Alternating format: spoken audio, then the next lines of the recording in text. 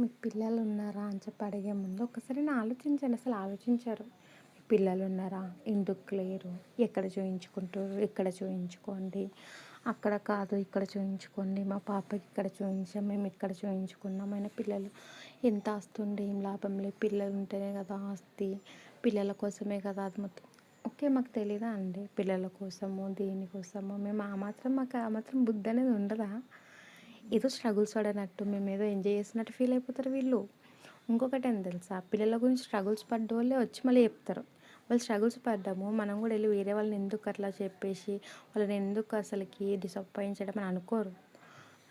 ఇట్లా కాదు అలా ఇట్లా చెయ్యి అట్లా చేయను అంటే మాకు ఆ మాత్రం తెలియదు. సరే తెలియదు అనుకోండి, నువ్వు చెప్పే వే ఒకటి ఉంటుంది కదా, ఆ వేలో కూడా చెప్పరు. ఇంకా వీళ్ళకన్నా వీళ్ళ పేరెంట్స్ అలా ఆస్కార్ అవార్డు అయినా తక్కువ యాక్టింగ్ చేస్తారమ్మా. మా పాపకి ఇటు చూపించాము ఆడ చూపించాము ఇటు చూపించాము, ఇంత ఖర్చు అయింది అంత ఖర్చు అయింది, ఖర్చు గురించి ఆలోచిస్తారు. మళ్ళీ ఏమనంటే ప్రేమ అంటారు.